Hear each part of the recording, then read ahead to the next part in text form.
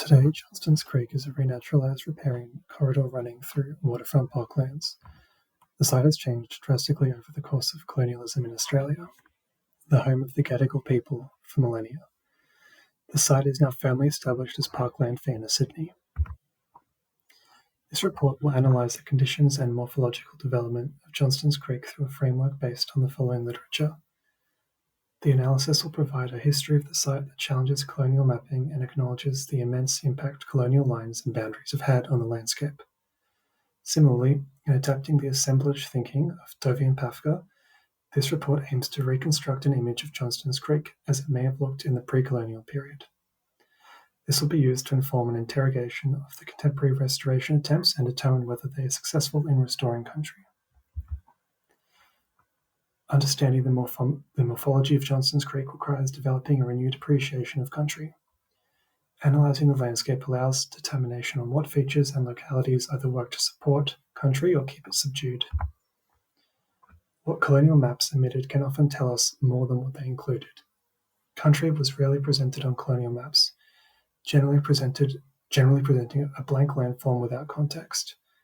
Mapping was used to create terra nullius by omitting features of and relationships to the landscape, as these earlier colonial plans provided the morphological template for future development. What they chose to represent became embedded in the landscape. The pre-colonial landform of Sydney is difficult to ascertain, especially in areas such as Johnston's Creek, which have seen heavy alteration. Earlier colonial sketches provide an idea, however, they need to be read as artifacts of their time rather than empirical truth. Through using early colonial sketches in collaboration with modern data, country can be added back to the map. Through matching the soil type and geological formations that different ecological communities were known to inhabit, a rough indication of the pre-colonial landscape is able to be produced. Dry sclerophyll forest was known to inhabit Hawkesbury sandstone and high infiltration soil, Turpentine ironbark forest, Wienermatta shale, and slow infiltration soil, and river flat forest in areas along the water's edge.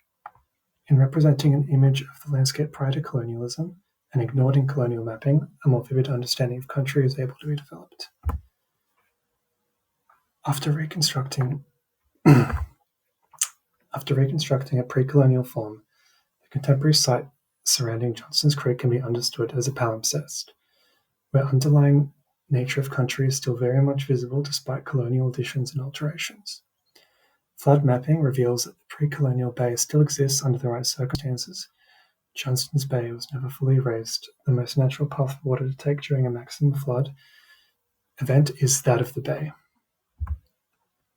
By analysing present uses of the park on the pre-colonial landform, it becomes clear that the vast majority of the parkland is on top of the former bay.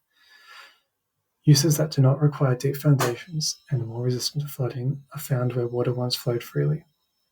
Residential development is contained almost entirely to high elevations, even new density development on the site of Harold Park. Even in its altered form, country is still influencing where and how we build our cities. Whilst the conditions of country have clearly influenced development patterns and the area surrounding Johnston's Creek to this day, the opposite has also happened where colonial structures have impacted the form of the creek. The now reclaimed land that Johnston's Creek runs through is clearly evident when looking at land grants, as it never forms part of any land grant. Aside from land grants, the creek is also a result of catalytic pieces of infrastructure that in turn facilitated more development. Tracing these key developments allows an understanding of the effect of land ownership and industrial uses on the creek's form. Johnston's Creek represents the ongoing dialogue between country and colonialism. Despite over 100 years of significant alteration, the elements of the original landform are still present, and it's clear how country shaped the urban form of the site, just as much as the urban form shaped country. Evident in the renaturalization of Johnston's Creek are the values our society holds. Would we prefer to let the landscape return to a more natural and pre-colonial form, or would we prefer that it remains subdued to its new roles for recreation, shopping, and housing?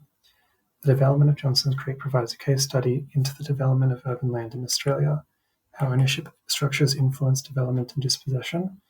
Though there was no clear path forward for renaturalization, sites like Johnson's Creek should force further investigation into how parklands were developed in the first place.